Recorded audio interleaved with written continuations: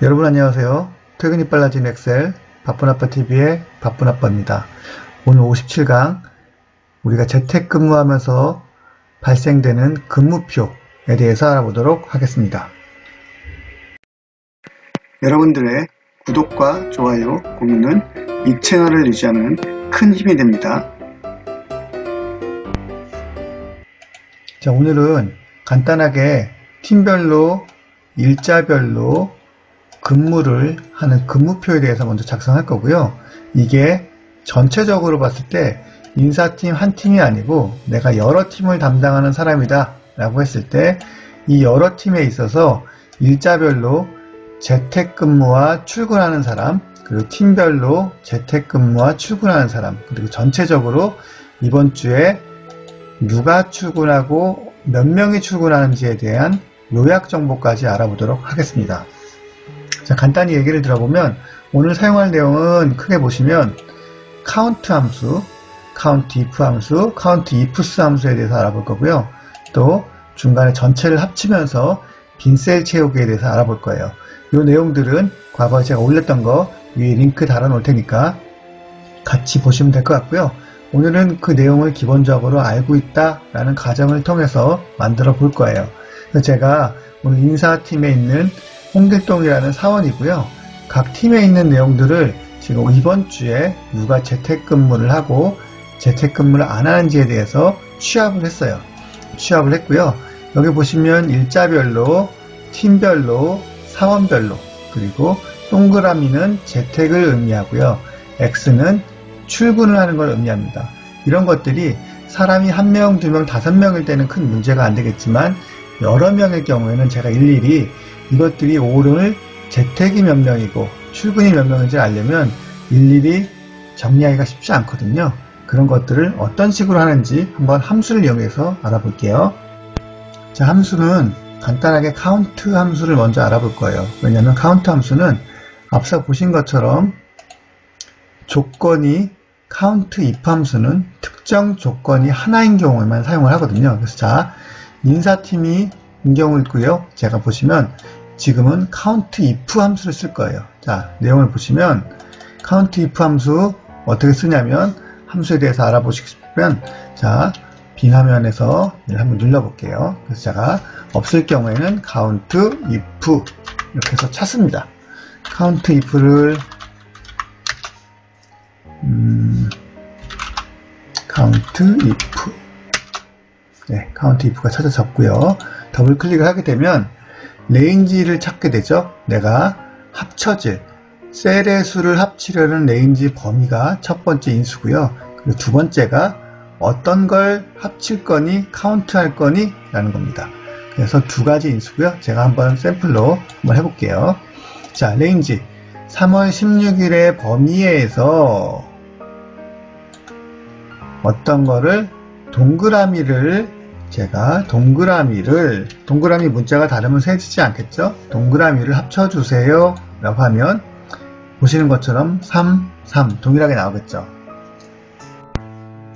자, 하나가 구해졌으니까 오른쪽으로 쭉 가보면 동일하게 3월 16일, 3월 17일, 20일까지의 재택. 자, 내용을 보시면 아까 동그라미를 세워주세요 라고 만약에 요 범위 내에서 동그라미가 있으면 세워주세요 라고 했기 때문에 여기 하나니까 1이 나왔겠죠. 그럼 출근도 마찬가지겠죠. 반대로 출근은 X니까 여러분들 똑같이 X인 경우로 해서 밑에를 작성하시면 됩니다. 자, 오늘 내용이 기니까 바로 뒤로 넘어갈게요. 이건 간단하니까 바로 한번 실습을 해보시고요. 자, 이번에는 여러 개인 경우에 대해서 한번 알아볼게요. 자, 제가 영업팀, 인사팀, 총무팀 여러 개 팀을 취합하는 총괄 팀원이라고 할게요. 그래서 팀원들한테 요청을 해서 지금 왼쪽에 보이는 것처럼 여러 팀의 정보를 받았어요. 이것들을 팀별로 요약하고 싶을 경우에는 아까보다는 조건이 하나가 더 들어가요. 팀이라는 조건이 들어가고 또 재택인지 아닌지 출근인지 아닌지 조건이 여러 개가 들어가죠.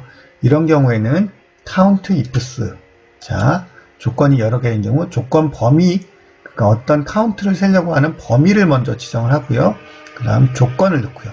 이런 식으로 조건을 하나씩 늘려가면 됩니다. 자, 그래서 내용을 한번 같이 보시면 이쪽에 제가 샘플로 한번 내용을 보도록 할게요. count if 함수를 다시 한번 쳐볼게요. count 조건이 여러 개니까 ifs가 되겠죠. 보시면 range 범위, 자, 어떤 걸 합칠 거니? 저는 첫 번째로 영업팀인지 아닌지 팀을 합치고 싶어요 라고 하고, 그러면 그 영업팀만 바르고 싶으면 여기 조건에 있는 영업팀을 클릭하면 되겠죠. 자, 그리고 두 번째는 재택인지 아닌지를 알고 싶은데, 재택인지 아닌지를 여기 글자로 재택이라고 써 있으면 좋겠지만 우리가 구분할 수 있는 거는 동그라미와 X입니다. 그래서 동그라미 3월 16일에 있는 동그라미인지 X인지를 범위를 지정을 하고요. 그리고 동그라미를 찾아주세요 라고 하는 거죠. 그리고 범위는 기본적으로 여러분들이 자, F4를 눌러서 절대 주소로 만들어 놔 볼게요. 그렇게 절대 주소를 놔두면, 자, 한번 볼까요? 자, 보시면 보이시는지 모르겠지만 파란색 지점이 있는 팀이 있는 이 부분이 L4 빨간색의 영업팀을 찾아주고요. 재택인 3월 16일에 있는 동그라미를 찾아주세요 라고 해서 이렇게 동일하게 5라고 돼 있죠. 5명이자 한번 볼까요? 영업팀에. 자, 보시면 영업팀은 5개가 돼 있죠. 옆에는 4개죠. 자, 열행의 개념을 알고 있으니까 우리가 이 부분을 잘 이용하면 드래그만으로 이용을 할 수 있겠죠. 그래서 다시 한번 얘를 더블 클릭해 볼게요. 더블 클릭해 보면 내용을 한번 다시 확대를 해 볼게요. 확대를 해 보면 이 내용은 우리가 영업팀을 가져오는데 L4, 자, 영업팀을 가져올 거예요. 그런데 이게 오른쪽으로 움직이면 어떻게 될까요? 한번 제가 카피를 해볼게요. 오른쪽으로 움직이면 값이 안 나와요. 왜 안 나오냐면 영업팀을 찾아야 되는데 재택이라는 걸로 상대 주소가 움직였겠죠? 그럼 안 되겠죠. 그래서 영업팀은 이 위치에 계속 존재하면서 이쪽 오른쪽으로 움직일 때마다 똑같이 영업팀이 나와야 되니까, 자, 보시면 여기는 L4에 열의 절대 주소가 있고 행에는 그대로 똑같은 행으로, 컬럼은 제가 잘못 말했는데요. 컬럼은 오른쪽으로 움직이면서 영업팀이라는 행은 동일하게 같은 줄 안에 있어야겠죠. 그래서 이렇게 상대 주소를 걸어 놨고요. 이 부분이 여러분들 핵심입니다. 그래서 이 부분을 이해하시고요. 오른쪽으로 카피 앤 페이스트를 하면 원하는 걸로 쭉 붙여지겠죠. 이렇게 해서 한 줄을 막 메꾸고요. 출근도 동일하게 하고요. 그런데 여기서 또 출근을 보니까 이 자리 L5 자리에는 또 영업팀이 없어요. 이럴 때는 영업팀을 하나씩 이렇게 넣어줄 수도 있겠죠. 그러면서 채워나가는데 이게 여러 개인 경우에는 굉장히 불편하니까 예전에 제가 말씀드린 것처럼 빈셀 채우기가 있어요. 이 빈셀 채우기도 오른쪽에 달아 놓을 테니까 같이 한번 보시고요. 이 빈셀 채우기를 통해서 영업팀을 클릭하고요. 전체를 선택하고 컨트롤 G를 누르고 옵션을 누르고요. 빈셀이라는 항목을 클릭을 하고요. 확인을 누르면 이렇게 채워질 영역에 회색으로 블럭이 지정이 되고요. 이 상태에서 이퀄 표시를 하고 위에 있는 영업팀을 클릭하고 컨트롤 엔터를 누르면 한 번에 다 채워집니다. 이 빈셀 채우기도 제가 과거에 올려놨으니까 같이 한번 보시고 작업을 해주시면 될 것 같습니다. 자, 그러면 컨트롤 카운트 if와 빈셀 채우기를 통해서 기본적으로 팀별 여러분들이 내용을 채웠다고 가정을 하고요. 그런 것들을 또 똑같은 방식으로 하면 됩니다. 자, 보시면 이번엔 썸if죠. 합쳐주세요. 어디서요? 자, 파란색 재택인지 출근인지 컬럼을 확인하고요. 재택이라는 걸 찾아주세요. 이 영역에서. 그래서 합칠 부분은 빨간 부분이에요 라고 해서 빨간 부분을 합쳐주는 거예요. 자, 이렇게 이해하시면 되겠죠? 찾아주세요. 재택이란 글씨를 파란색에서요. 그리고 합칠 부분은 빨간색이에요 라고 이렇게 이해를 하셔서 상대 주소와 절대 주소를 앞서 말씀드린 것처럼 한 칸씩 움직이고 있죠.